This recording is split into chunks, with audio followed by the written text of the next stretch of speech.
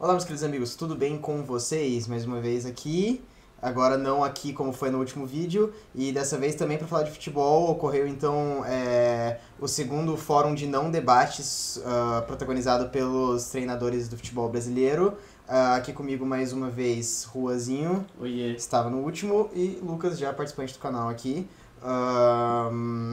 O que vem se consolidando aqui, que a gente testou no último vídeo e que a gente já estava avisando bastante também no Furikuri, para quem acompanhou, que ia começar a acontecer, a gente está começando então a fazer os testes e colocar em prática, que é o Varanda Vermelha. É um novo projeto que a gente vai começar, que a gente vai criar o canal no YouTube e outras plataformas, um canal em comunidade, um canal em conjunto entre nós e outros amigos nossos, para, enfim, a produção de debate e debates que estão defasados, que a gente, enfim, entrou em contato bastante com isso no Furikuri, e hoje um dos temas que a gente está mais entrando em contato o tempo inteiro, até por sermos brasileiros, mas porque também somos fãs assíduos do futebol, mais uma vez, e o que ocorreu essa semana foi o fórum, né, aquela sessão de conversas, de debate sobre uma temática, e ela foi levantada pela organização, e eu acho que poucos aqui conheciam, não sei se vocês sabiam que existia isso, mas uma organização de treinadores brasileiros, que por acaso também ela o presidente dela é o Wagner Mancini. E aí é um tema que eu gostaria de entrar nessa conversa aqui, que não existe um sindicato dessas... Porque, querendo ou não, o futebol é uma profissão para muita gente, e não existe uma organização desses trabalhadores, né? E pelo jeito existia, né? E existia, então, um sindicato desses treinadores, mas a gente fala isso durante a conversa. É muito estranho pensar que existe um sindicato de treinadores. O diretor deles é o É Mancini. o Mancini. Não, o presidente é o Mancini e o diretor é o Alfredo Sampaio. Porque eles E não tem um sindicato de árbitros. Não, justamente, eles não se colocam nem exatamente como um sindicato, né? Eles é uma organização de treinadores, porque também não tem uma estrutura de sindicato, de acepção de outros treinadores, de renda e tal. Não, é só uma organização que parece mais uma cúpula pelos nomes que a gente vai encontrar aqui durante a conversa, né? Parece mais Eles são um grande grupo de WhatsApp. É isso, assim, é o clube do Bolinha, né? É uma parada... É uma grande resenha. É uma grande resenha de treinadores. Que calhou de ter um evento. Enfim, o primeiro assunto que eles começam a tratar, e que é o que eu acho que vai reger, e justamente por não tratar, então é o que eles falavam o tempo inteiro, principalmente no início, que era então o objetivo por excelência desse debate que eles organizaram ali, que são os problemas estruturais que enfrentam os treinadores e o futebol brasileiro hoje. Uhum. E a gente pode entender pela repercussão e pelo que a gente acompanhou ali que isso não ocorreu, não houve um debate sobre problemas estruturais, correto? Não houve, e ficou tudo muito centralizado na figura do treinador estrangeiro, como se esse fosse o grande problema dos nossos técnicos, né? E não é por aí, mas a primeira fala que me chama a atenção é a do diretor lá, que é o Alfredo Sampaio. Ele é ex-goleiro, para quem não sabe, e ele fala da importância, nos primeiros minutos ele fala da importância do treinador como esse ser professoral no futebol. Eu joguei futebol há muito tempo na minha vida, o Lobo também, e pra mim o treinador sempre foi esse ser professoral, e eu achei interessante. E aí eu comecei a pensar, nossa, vem algo bom por aí, e não foi muito bem o que aconteceu, né? Tinha expectativas e elas foram assim, não foram alcançadas, elas foram totalmente destruídas. Porque acho que o contato inicial de todo mundo, porque foi o que eu falei, quem sabia que existia uma organização de treinadores, quem sabia que existia esse evento, inclusive já é o segundo evento, já é a segunda vez que eles se reúnem para falar, e aí quem sabia que existia um primeiro evento de uma reunião de treinadores, e justamente por isso que eu acho que é interessante a gente falar sobre essa questão do sindicato, talvez como uma figura, não é caricata, mas como uma figura exemplar. Sindicato não necessariamente o sindicato na forma estrutural que um sindicato se comporta, mas de fato uma organização e uma ordem desses trabalhadores em conjunto, em ação conjunta, de entender a profissão deles, entender o cenário em que eles vivem, como eles existem agora, e poder se manifestar a partir disso, né? E, enfim, não existe uma organização, e o que eu acho que a gente tem que bater bastante aqui é que essa organização, ela é composta, como a gente não conhece a organização e ela não existe de fato para outros treinadores, ela é composta por uma galera que já acabou, e muitos já acabaram, e muitos já estão aposentados, tem o Leão, enfim. Os que não estão aposentados, eles já estão nas últimas da vida esportiva deles ali. E eles estavam querendo puxar debates estruturais, e foi o que você falou, os debates estruturais que eles se pautavam, na verdade, eram ressentimentos muito fortes deles não poderem mais existir, né? Virou uma joga de ressentimentos para tudo que é lado e não se falou do papel do técnico, da estruturação, das questões. Eu anotei aqui até teve 3 questões levantadas só e o fórum teve 4 horas e meia. E até o Ancelotti fala, eu acho que exemplifica bem, ele fala que, abre aspas para ele, né? Tenho que ser honesto, a força do treinador brasileiro é pouca, é uma figura fraca. E fecha aspas. E isso ficou claro naquele fórum, sabe? E principalmente na figura do Oswaldo por uma questão performática. A gente vai chegar lá, mas assim, de falas, assim, eu gostaria de trazer algumas falas aqui. Uma do Arthur Elias me chamou a atenção positivamente. O Arthur Elias é um cara um pouco mais entrado, é um cara jovem, né? Que ele fala que, diante de todos aqueles discursos de ressentimento, ele fala, cara, um lugar que está se estruturando, que está cheio de novas ideias, um lugar que precisa de novas ideias e de pessoas consagradas para existir com uma força maior e melhor, é o futebol feminino. Então esses técnicos que querem se realocar podem olhar para o futebol feminino porque hoje você recebe bem, a estrutura tem aumentado e melhorado cada vez mais. Eu particularmente acho que entrou por um ouvido e saiu pelo outro, mas é interessante esse ponto de que o futebol feminino pode realocar todos esses caras de mais idade que estão ressentidos, né? Naturalmente entrou pro ouvido e saiu pelo outro. Eles não estão ali pra ouvir coisas, eles não estão ali por coisas. Se tornou uma grande dor de cotovelo, né? De olhar não só que eu fui deixado pra trás, mas também que outros vieram e esses outros que vieram não são necessariamente brasileiros. Porque também a questão da fala do Arthur Elias ela é muito interessante, mas eu acho que ela, em muitos níveis, ela pode ser dificilmente recebida ou bem recebida, porque, claro, pelo preconceito máximo com o futebol feminino, mas é porque o que ele diz com essa fala e o que a gente não vai, o que eles não vão querer entender e o que a gente, enquanto público, normalmente não vai querer entender, é que ele não tá pedindo para treinadores velhos chegarem com ideias velhas num espaço aberto.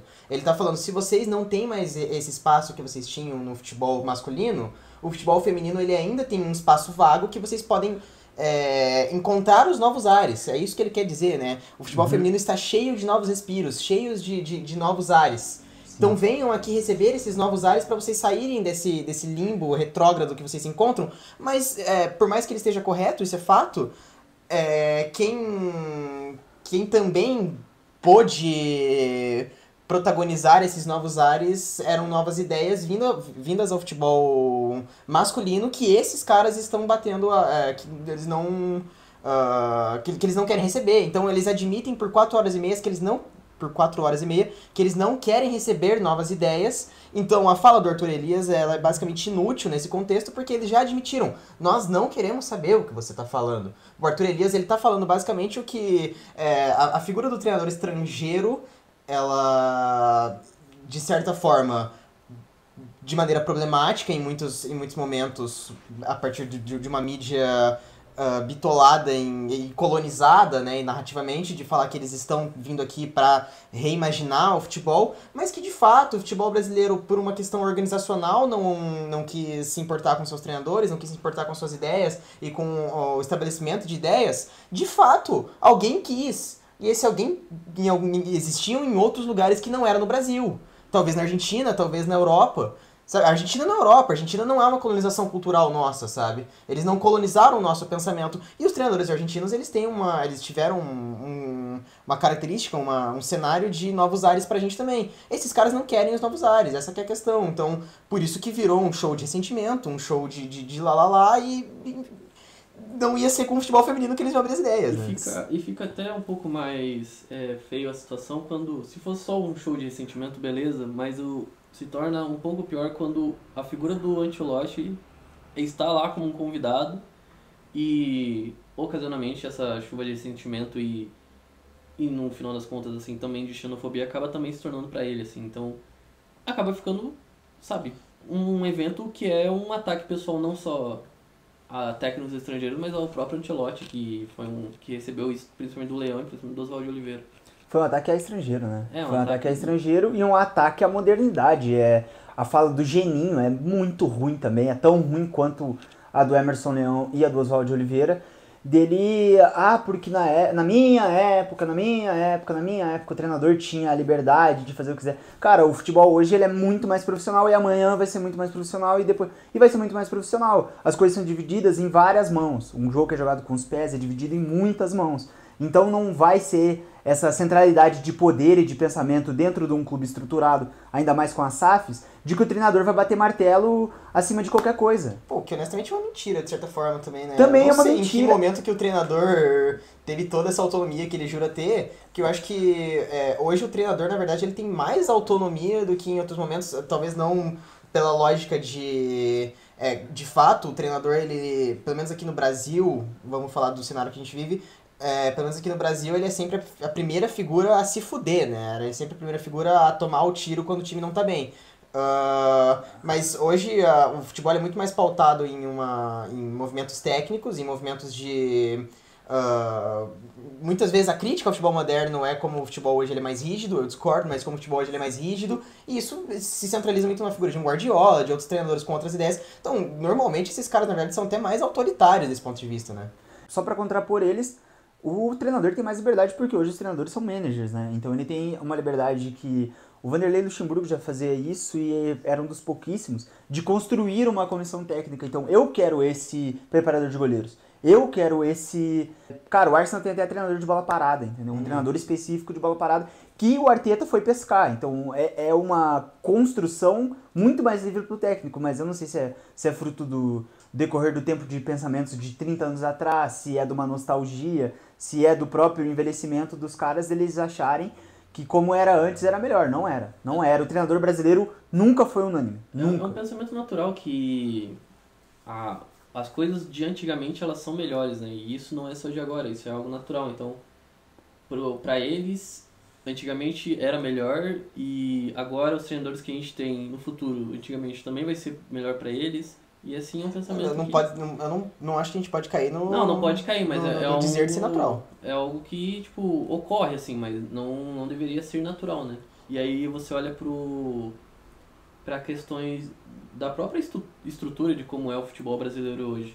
Que apesar dos técnicos terem liberdade, ao mesmo tempo eles entram, assim, já pensando no próximo emprego deles também. Uhum. E muito esse evento, como eu falei no começo do vídeo, e que é o que eles estavam falando no começo do evento, eles tinham como propósito o debate de problemas estruturais. E acho que essa palavra se tornou um token muito... né, uma forma muito fácil de escapar, é uma armadilha muito fácil também de cair narrativamente, discursivamente. O que é exatamente a estrutura que eles estão falando, sabe? Em nenhum momento, até porque em nenhum momento eles debatem porra nenhuma, mas em nenhum momento eles vão falar o que é a estrutura que eles dizem que está com problemas. O que é o problema, o que é o problema eles até citam em diversos momentos, mas eles nunca encaram esses problemas de fato nas raízes estruturais que eles estão dizendo que eles vão tratar. E aí eles começam falando bastante do fair play financeiro e do calendário do futebol brasileiro, que são os temas mais em voga, são os temas mais em vigor pela nova presidência, a nova galera ali da CBF. Eles começam, então, a debater esses problemas que eram o que a gente encarava como os maiores problemas do futebol brasileiro. Então, de certa forma, que são esses problemas estruturais. Mas o que ocorre muito é que a gente não está pensando nesses problemas, né? A gente está pensando em como solucionar eles a partir do que a Europa fez. E, claro, a gente sabe que existe, né? Acho que se liga Lé com Tré, você sabe que existe uma colonização de pensamento, mas... Eu não. Exato. Eu não. Não existe, né? Mas enfim, existe uma colonização do pensamento e a gente encara pro nosso calendário da forma como encararam em outro lugar, a gente olha pro fair play financeiro como encararam em outro lugar, só como forma de replique pra gente poder fugir da discussão em como isso pode ser aplicado no Brasil. E basicamente foi isso que eles fizeram o tempo inteiro, né? Sim, e além desses problemas estruturais que já são batidos, assim, o calendário e o fair play. E eles falam muito pouco disso, muito por cima, né? E não agregam nada de novo pra... Não tem nada de novo sobre o sol em cima do que eles falaram desses pontos. O que eles trazem especificamente da profissão de treinador, que eu não tinha tanto esse conhecimento, e até foi legal, assim, que eles trouxessem, e teve pontos positivos, né? Foi a fragilidade das licenças. De como a licença do treinador brasileiro, que é entregue pela CBF Academy, enfim, ela é frágil porque ela não permite que o treinador brasileiro possa atuar em outros lugares. E eu acho que isso é um pilar crucial para que o treinador brasileiro se torne um técnico mais complexo e mais completo. Porque eles têm que sair daqui e verem novas experiências, novas culturas, novos jeitos de se jogar, pensar e sentir o futebol. E isso não ocorre pela fragilidade das nossas licenças. Então, esse ponto foi interessante de ser levantado e esse ponto eles realmente falaram diversas vezes, né?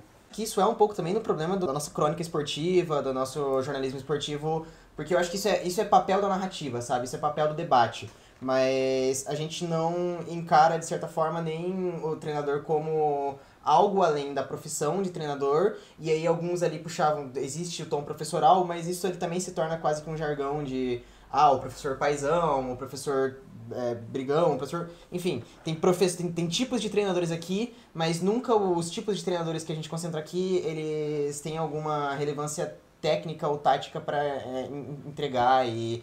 Enfim, basicamente eu quero dizer... Beleza, a gente tem que profissionalizar no sentido estrutural, acadêmico, a CBF Academy, a CBF com formação de treinadores, a exportação, eles existirem em outros lugares, mas não adianta de nada se a gente não debater o que é futebol, sabe? Se esses caras não protagonizarem uma discussão do que é futebol, porque a gente olha em outros termos para além da bola, sabe? A gente olha o Mourinho citando Hegel, a gente olha o Scaloni chorando em ouvir uma criança agradecendo ele pelo título. Enfim,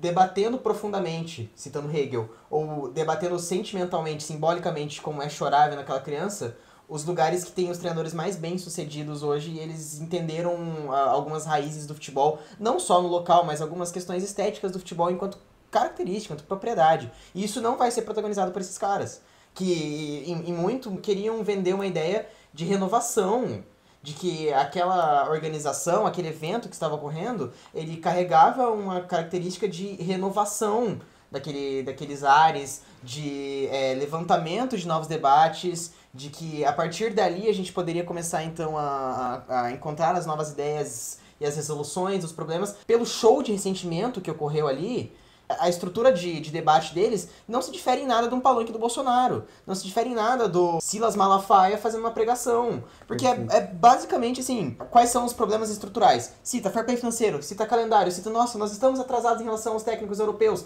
nós estamos atrasados em relação ao futebol europeu. Mas chega no ponto fulcral da resolução da coisa, qual é o problema de todas essas coisas?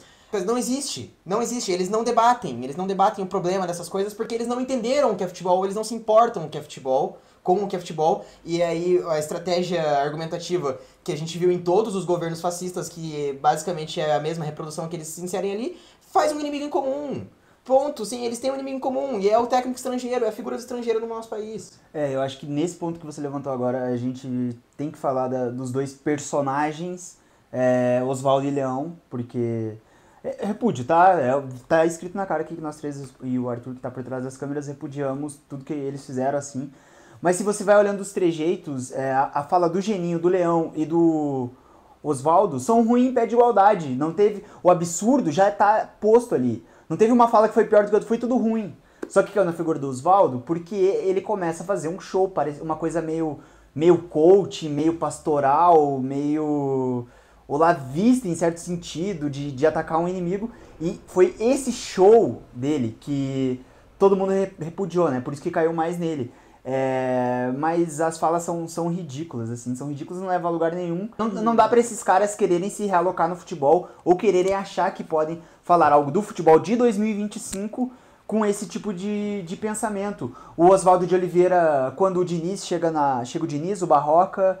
E o que tava no Santos, que tem no Atlético Paranaense, o Gaúcho, o Turra, chega esses mais da nova geração, e aí o Oswaldo de Oliveira invade o palco para dar um abraço ao Diniz e atrapalhar o evento, sabe? O próprio apresentador apresentador ali, o gestor, né, que tava promovendo o evento e tal, falando que o Oswaldo de Oliveira tava se passando, falando que o Oswaldo de Oliveira tava fora de si, que ele tirou foto até de costa, foram tirar uma foto dos caras e ele ficou de costa, que ele tava fora de si. O Emerson Leão, de risadinha pro Ancelotti o tempo todo. Daí ele vem e diz que, não, meu pensamento acabou de mudar agora. Aí depois que ele fala aquele absurdo, ele vira, aperta a mão do Ancelotti e dá uma risada.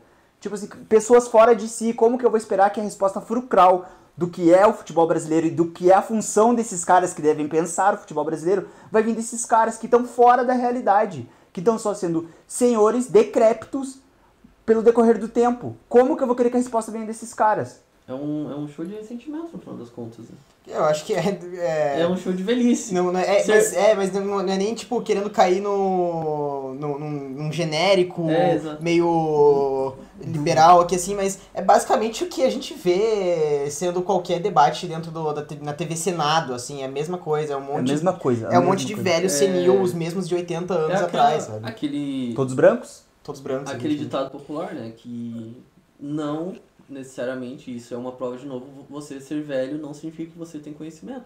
E aí quando cai na figura do Oswaldo, que é o ódio dele contra os estrangeiros. Mas aí também é muita hipocrisia da parte dele, quando mesmo já foi um estrangeiro num país dos outros, né? Eu tenho anotado aqui. Treinou o Shabab Al-Ahli por 6 meses, o Kashima Antlers por 4 anos, o Al-Arabi por 6 meses, o Raya Red Diamonds por 1 ano. Isso dá 6 anos treinando fora do país, dos 20 anos que ele foi treinador. Ou seja, 1/3, 30%, 33%, basicamente 1/3. E os melhores trabalhos dele foram fora, né? Foram no Japão. Ele é gigantesco no Japão, o único da história a ganhar 3 títulos seguidos. Só que aí, isso não importa, sabe? Isso não interessa. Nem isso, que é da carreira dele, ele conseguiu racionalizar, sabe? Chegou num ponto que o Oswaldo de Oliveira ele era um exemplo de piada aqui no Brasil, assim, quando você vai citar um rival teu, o treinador foi demitido e joga o Oswaldo de Oliveira, assim, outros treinadores caíram nessa piada, né? Mas não só o Oswaldo, a figura do treinador brasileiro caiu nessa piada. O Mano Menezes é a mesma coisa, o Cristóvão Borges foi isso lá atrás, Celso Roth no Rio Grande do Sul caiu na dupla Grenal e havia o Celso Roth, sabe? Isso é a figura do treinador brasileiro. Por quê? Porque o treinador brasileiro sempre esteve diante de uma má gestão, que ele é a primeira peça a cair, de gestores e diretores de clube que falam, não, eu fiz meu papel, mandei o treinador embora. E a pressão que existia, tanto dessas gestões amadoras, quanto da mídia, de o cara perder 3 jogos e falar que ele tá pressionado. Por vezes não tá, sabe? Por vezes ele perdeu 3 jogos e não está pressionado. Essa pressão e essa esteira produtiva que não deixa com que os caras façam um trabalho dentro dos seus pensamentos, e também a dança das cadeiras que fica com esses nomes citados e mais alguns, fez com que eles não se atualizassem e não melhorassem, e não fossem técnicos completos. Os treinadores, eles ficaram meio nesse conformismo de que eles vão entrar num time que ou está numa fase ruim, ou está quase caindo, e o objetivo deles é não tentar cair, e no final você é mandado embora, e vira um conformismo. O próprio Mano Menezes fala em toda e qualquer coletiva que ele pode que ele vai fazer o trabalho profissional dele até o fim, mas depois ele vai ser mandado embora. Tipo assim, ele não tá nada pra criar ali, ele só tá eu vou só manter aqui onde dá e vou embora. Vira um conformismo porque é uma dança das cadeiras do mercado que eles tinham garantido por não ter treinadores estrangeiros. Por isso o treinador estrangeiro incomoda tanto. Porque ele vem pra cá, trabalha os seus pensamentos e se não der, ele vai embora, ele tem mercado em outro lugar. E aí sempre aquela, né? Você contratado, você demitido, vão pagar uma rescisão milionária e vou pra outro time. E aí fica, né? Mano Menezes, Jair Ventura, vai treinar o Vitória pra Vitória não cair.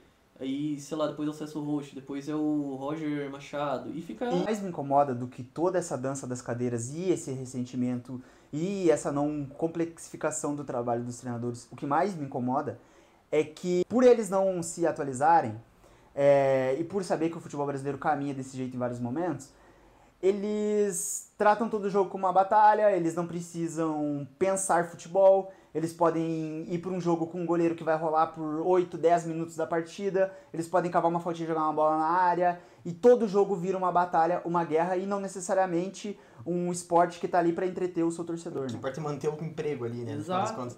Isso é os 3 pontos. Mas isso é uma questão de insegurança desse trabalhador também, por isso que a gente começa o vídeo aqui falando sobre a construção do sindicato, não necessariamente sindicato, mas de uma organização de fato de treinadores, porque essa pressão é insustentável, assim, e muito é culpa organizacional que antecede o treinador. Esses caras, eles têm que lutar pela vida deles quase o tempo inteiro, porque acontece isso, eles não estão pressionados, eles perderam 3 partidas. Perdendo a 4ª, eles começam a narrativa que se cria, que perderam essas 3 partidas, eles já são treinadores que já ninguém aguenta mais, não existe mais uma parcimônia pra eles e eles precisam lutar pela vida a cada partida. A torcida acaba também Comprando, justamente, porque não existe uma organização que olhe pra eles e que eles possam se defender. Hoje entende? você olha o Felipe Luiz no Flamengo e apesar dos erros e acertos dele, eu vejo o tweet da torcida do Flamengo falando que agradece, mas que no final do ano ele tem que ser mandado embora porque talvez ele não ganhe um título brasileiro. Obrigado, mas assim, vai embora. Como assim? Mas debateram aqui agora, assim, é também culpa, é uma culpa que antecede os treinadores, principalmente, mas é também culpa desses caras não, por eles, beleza, eles vão lutar pelo emprego deles, mas existe uma estabilidade em que eles lutam pelo emprego deles, mas a próxima cadeira vai estar cativa ali pra eles também, e eles não precisam se renovar, eles não precisam se atualizar, e eles não precisam, portanto, pensar futebol. O debate que a gente teve ontem, que a gente conversou ontem sobre isso, e eu acho que é exatamente a razão do ressentimento deles é esse, que foi o que vocês citaram aqui também, a razão do ressentimento deles com os treinadores estrangeiros é que em algum momento a cadeira deles estava garantida em outro lugar, tanto que o Leão fala, se precisar eu volto, tá ligado? Ele fala isso durante o evento. Não precisa, Leão. Exato, ele fala isso durante o evento. A própria fala o Renato é um cara jovem, mas a própria fala do Fred Caldeira pro Renato em algum momento, o futebol não precisa de você, o futebol não precisa do Leão, o futebol não precisa de ninguém, os novos ares vêm, o espaço vai estar aberto para novas gerações pensarem. Mas esses caras ocuparem o espaço do pensamento e não permitirem o outro espaço, acabou minando esse pensamento, acabou minando a possibilidade do pensamento. Os treinadores estrangeiros começam a ocupar esse espaço porque começa a se tornar insustentável e eles, ressentidos, começam a odiar a figura do treinador estrangeiro e não odiarem a si mesmos por terem permitido que isso acontecesse. Mas uma questão que eu acho que é importante se debater, e talvez que a gente nesse momento não consiga debater aqui, nesse sofazinho aqui, para esse vídeo, porque eu acho que a crônica esportiva, o jornalismo esportivo não olhou para isso, beleza, os treinadores esportivos, os treinadores estrangeiros, eles estão aqui, mas qual é a novidade de ideia que os treinadores estrangeiros trouxeram?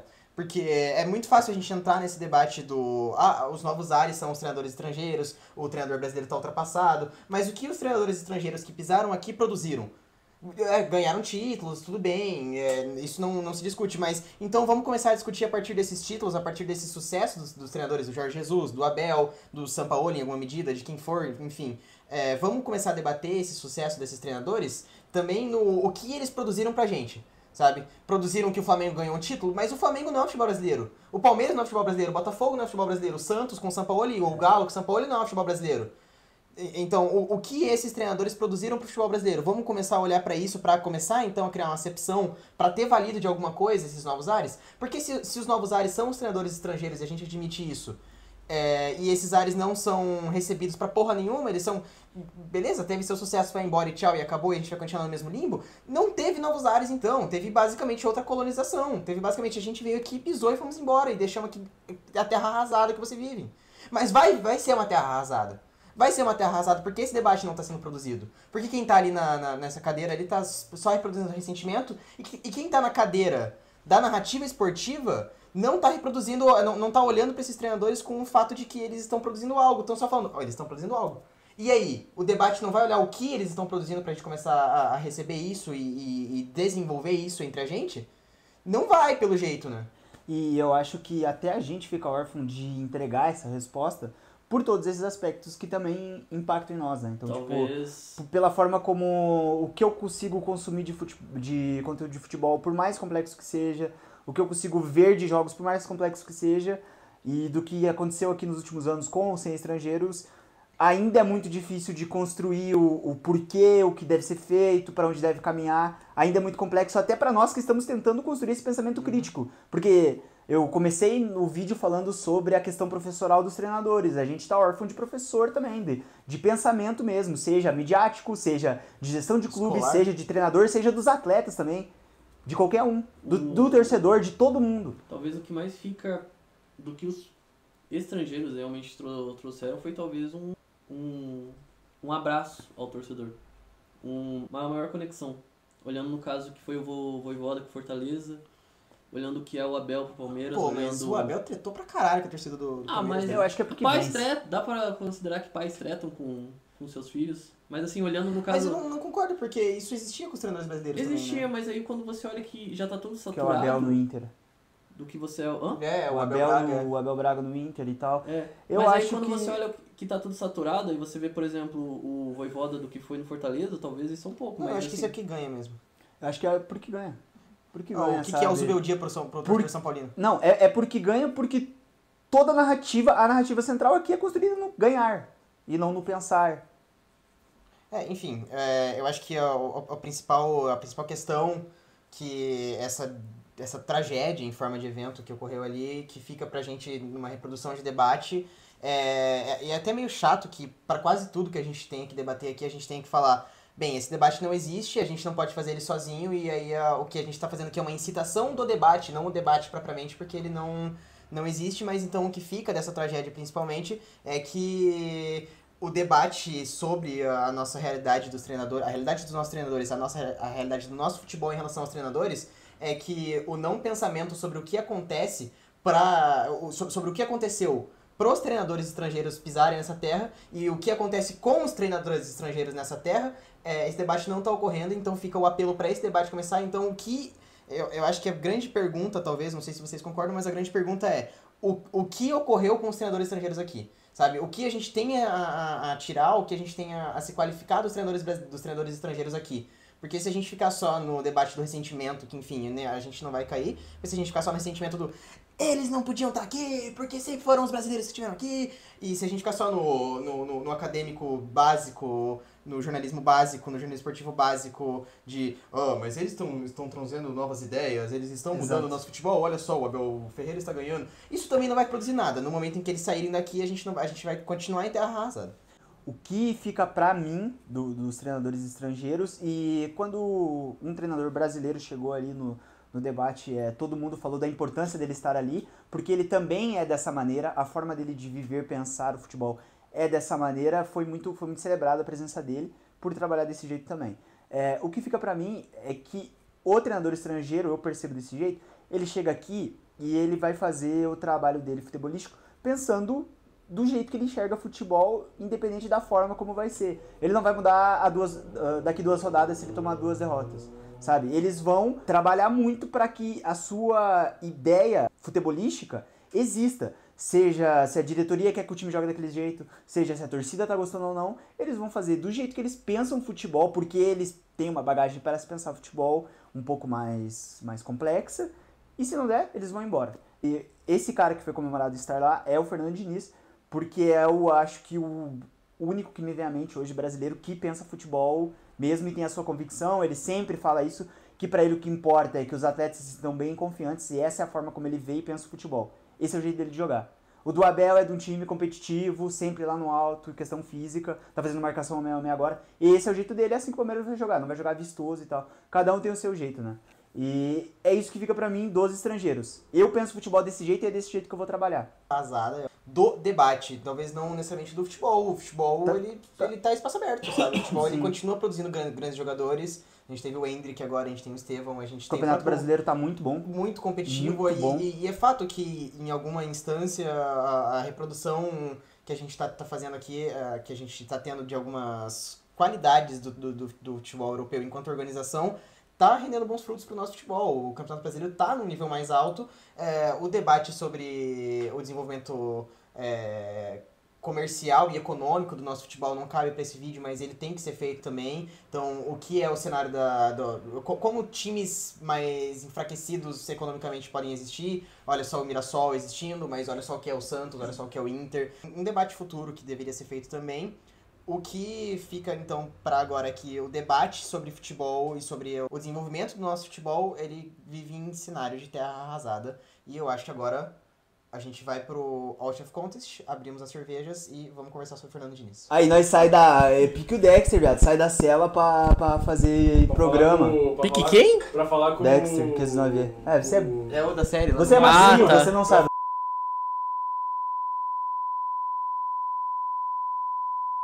Uma ferramenta, Vai mano. ter que ser censurado. Aí sistema. Manda vir. Sistema. Youtuber não é bandido. Bel pra menina sozinha. Pedindo...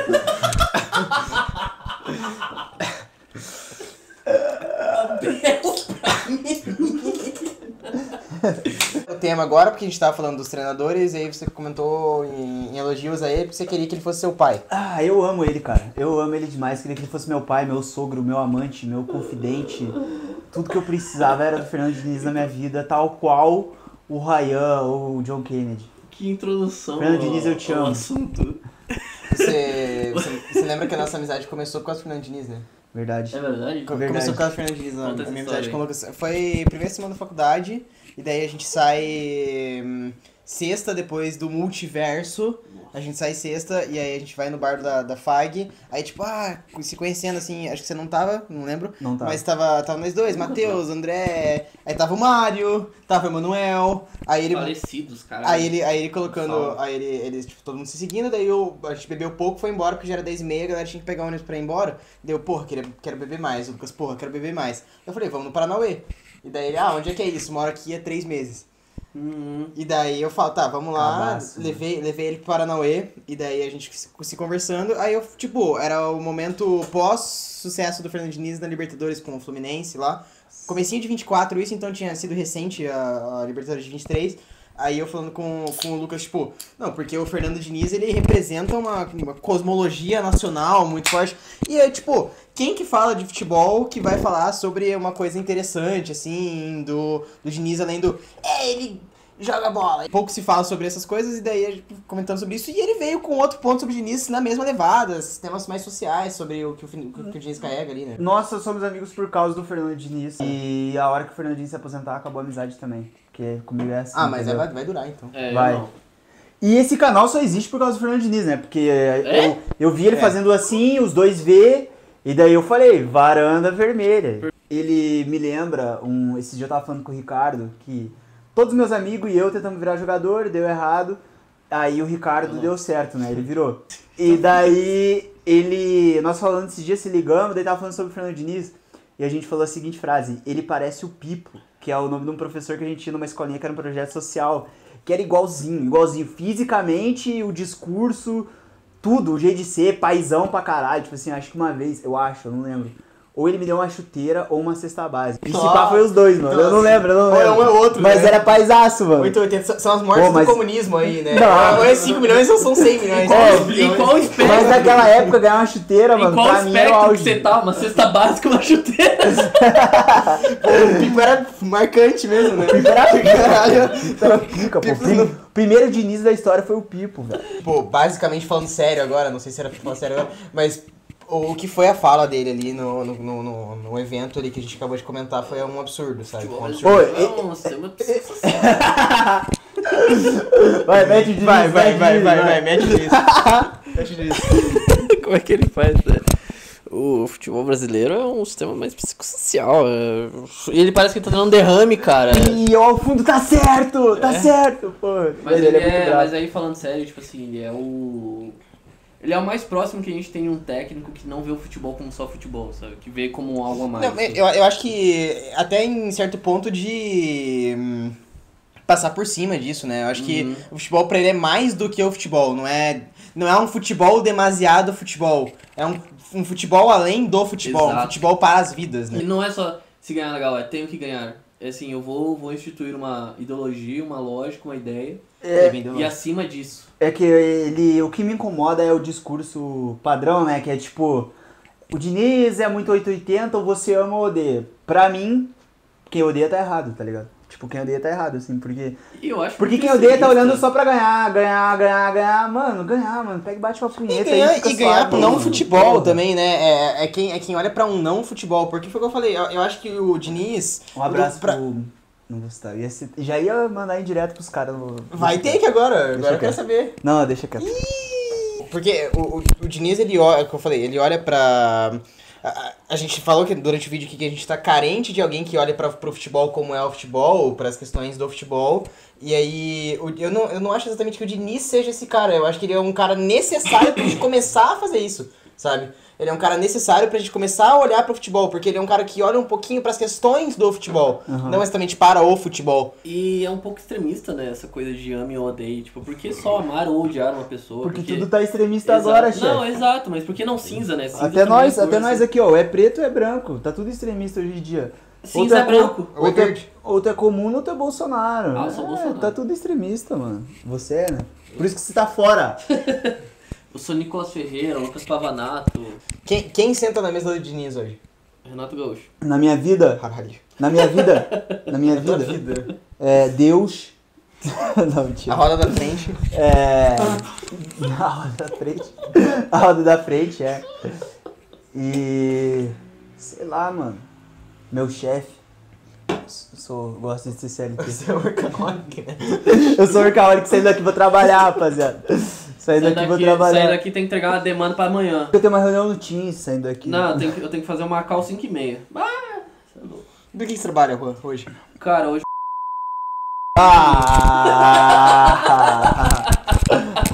Finalizamos mais um vídeo do Varanda Vermelha. Fiquem atentos aos próximos lançamentos. Fernando Diniz, te amamos. Muito obrigado, gente. Valeu.